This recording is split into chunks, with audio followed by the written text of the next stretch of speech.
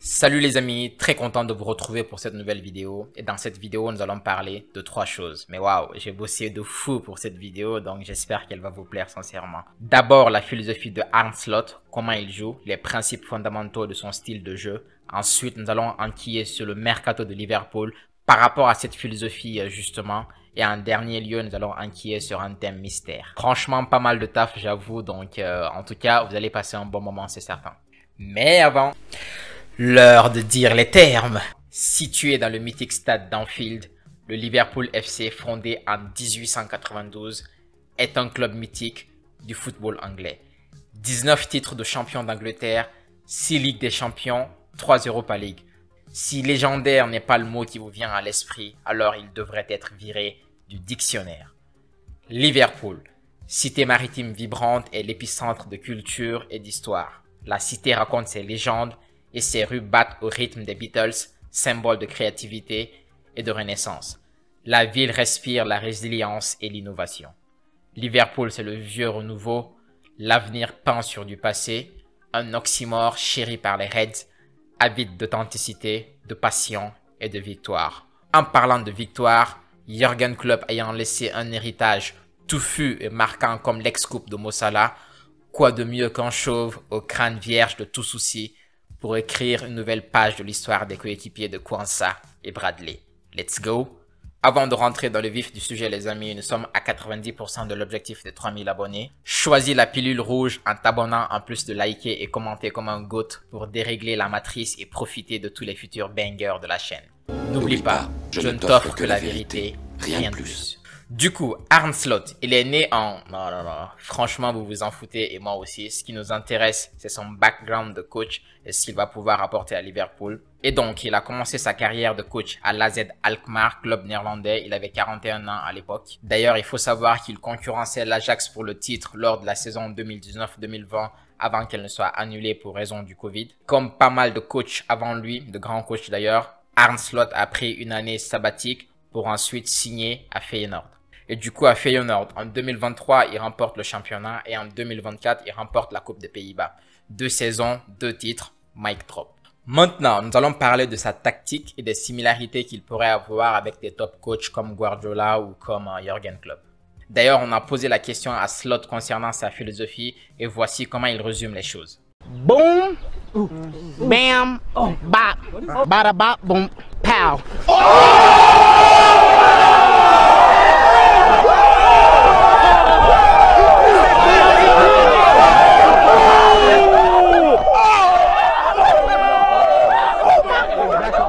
Plus sérieusement les amis, des experts ont analysé la quintessence du jeu de Slot pour en tirer les axes principaux et force est de reconnaître qu'il y a une vraie synergie et de vraies similarités avec le jeu de Guardiola et aussi Jürgen Klopp. D'ailleurs, pour ceux qui ne le savaient pas, Slot est surnommé le Guardiola néerlandais. Je dis ça, je dis rien. Le premier point que nous allons analyser les amis, c'est le pressing et sur ce point, Slot utilise un pressing haut et intense comme Klopp et Guardiola. Il utilise d'ailleurs une formation en 4-4-2 comme City. Vous savez, quand KDB monte un peu plus haut au niveau d'Erling Haaland pour former ce duo d'attaque et toute l'équipe s'organise en 4-4-2 pour exercer le pressing. Donc, niveau pressing, Slot partage la même philosophie que Guardiola et Klopp et ça, c'est un point à mettre à son crédit. Le deuxième point que nous allons aborder dans cette vidéo, les amis, ça concerne la notion d'inverter fullback que Slot utilise pas mal dans sa philosophie. Notion que j'ai développée dans plusieurs vidéos tactiques de la chaîne. Le mot-clé ici, vraiment les amis, c'est le côté surnombre. Je l'avais déjà dit, la notion de surnombre est très importante dans le foot moderne. Il s'agit d'avoir plus de joueurs que son adversaire dans une zone de jeu. Question d'imposer sa domination, faciliter la circulation de la balle et créer des options pour ses partenaires. Et du coup, le terme d'inverter fullback désigne globalement des arrières latéraux qui se déplacent à l'intérieur du jeu lorsque leur équipe a le ballon. Il existe différents types avec des fonctions déterminées par le coach selon ses besoins.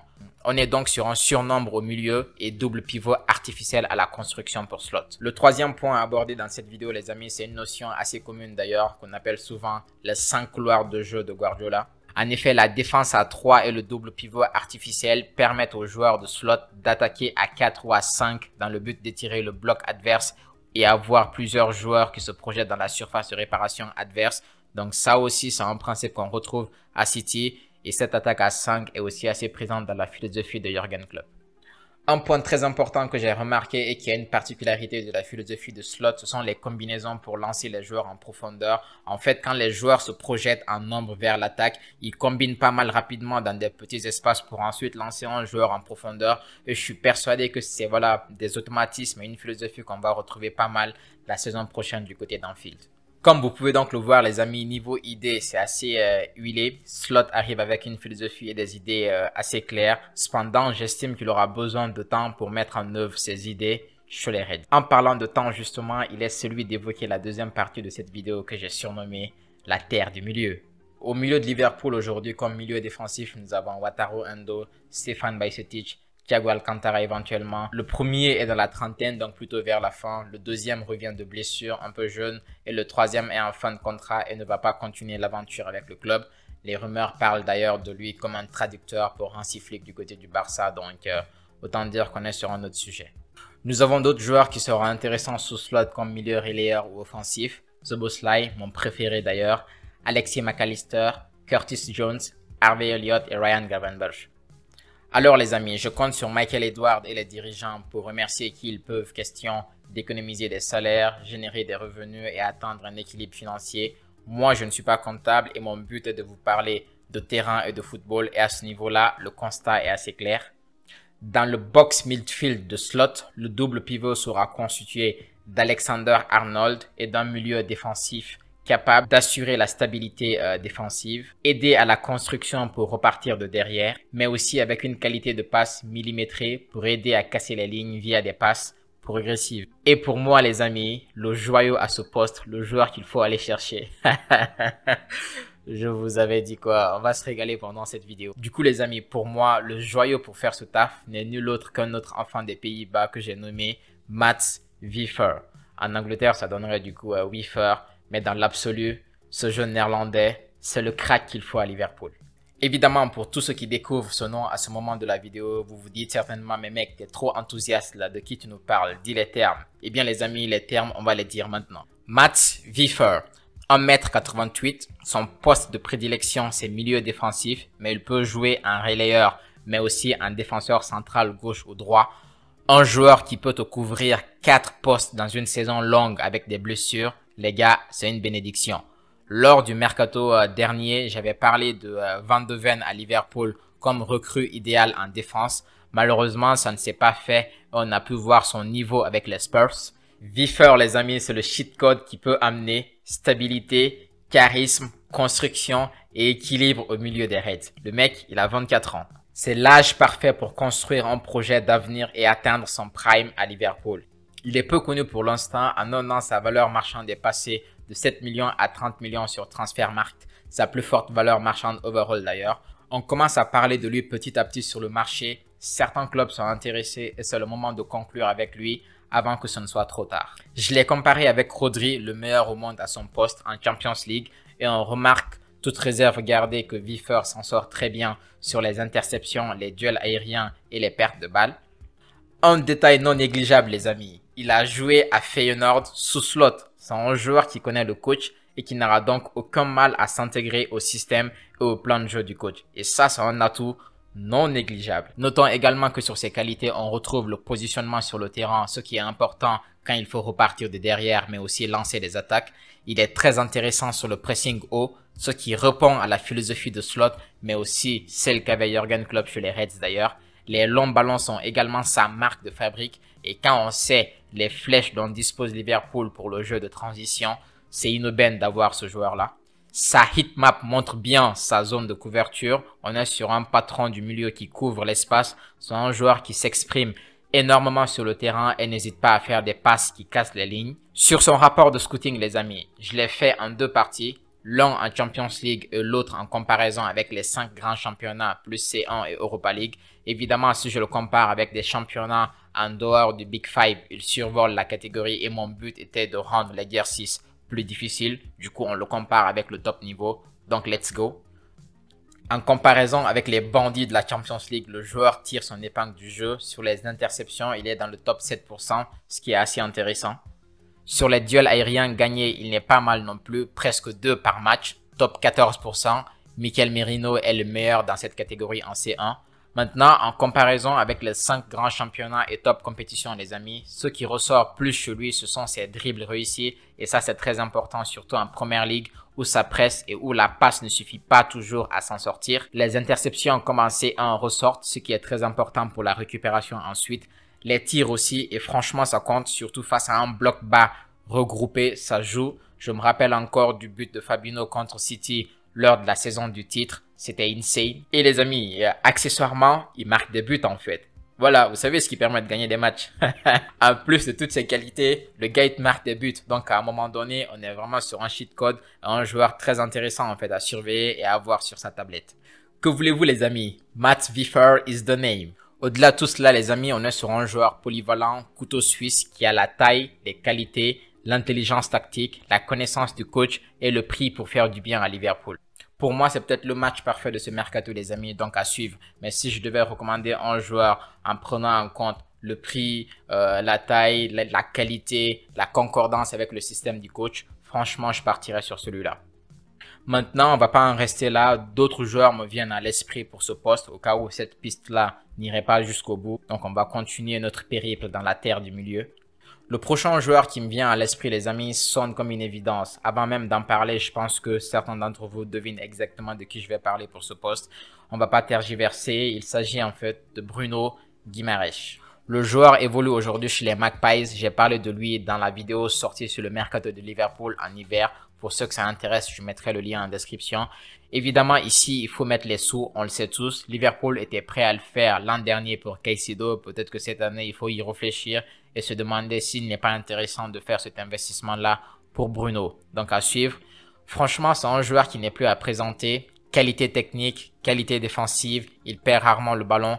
Qualité de passe exceptionnelle, sans froid face au pressing. C'est le way to go quand on a les sous et qu'on souhaite se faire plaisir à ce poste. L'autre joueur qui me vient à l'esprit, les amis, pour ce poste, c'est Yves Bissouma, le maestro sous Ange Postecoglou. Son rôle peut se résumer en 2 mots, organisé et rassuré, et ça, il le fait très bien.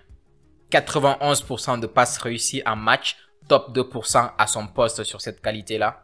Top 4% sur les tacles et top 8% sur les interceptions, les amis. Franchement, je vous l'avais dit, il rassure et organise. Et je trouve qu'on est sur un joueur qui est plutôt à son prime aujourd'hui. C'est un produit que tu n'as plus besoin de former. Il vient et il est prêt d'usage. Donc ouais, si Liverpool va vers ce type de joueur-là, c'est pour un usage immédiat. Donc ouais, c'est aussi une piste intéressante pour moi. Maintenant les amis, c'est le moment où nous allons aborder les rumeurs et infos sur le mercato. Et franchement, il y en a, ça mérite qu'on se pose là-dessus. Primo, j'ai vu une première rumeur concernant Alan Varela. Il est argentin et franchement, il mérite qu'on parle de lui. D'abord, la bonne nouvelle, c'est qu'il a une qualité sur les longs ballons et la récupération de balles. Ça, c'est quelque chose qu'il a à son crédit. Donc, rendons à César ce qui lui appartient. Maintenant, dos au jeu. Vous savez combien c'est important, voire crucial pour une équipe qui repart de derrière. Il ressort que le joueur est plutôt perfectible techniquement. Mais ma vraie préoccupation, franchement, les amis, sur lui concerne les sorties de balles. Et quand je vois que son nom est évoqué pour Liverpool sur le marché, je m'interroge. Évidemment, je fais confiance à l'équipe du club concernant la data pour trancher et voir si un joueur est compatible. Mais personnellement, la qualité d'eau au jeu, c'est un point que j'estime très important pour un milieu défensif dans une équipe de possession, je précise. Maintenant, si certains ont déjà vu le joueur ou en savent un peu plus sur lui, moi j'ai besoin d'une information cruciale. Comment il se débrouille dos au jeu et comment en fait il gère la pression quand il est dos au jeu. Pour moi, c'est un critère qui est très important pour se dire, est-ce que ce joueur est capable de faire la différence ou non. Je sais qu'il a des qualités en fait d'organisation et qu'il a également des qualités de récupération. Voilà, niveau technique, il y a parfois quelques limites. Est-ce qu'il peut gérer ce poste dans une équipe de possession?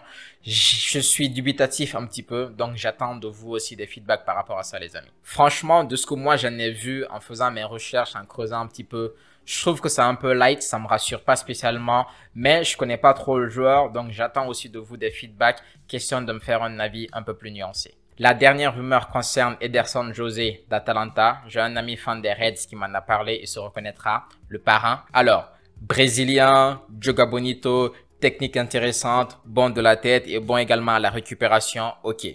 Maintenant, j'ai vu en fait qu'il était milieu central de prédilection et accessoirement milieu défensif et milieu offensif. Et franchement les amis, pour être totalement transparent avec vous, ça me dérange un petit peu.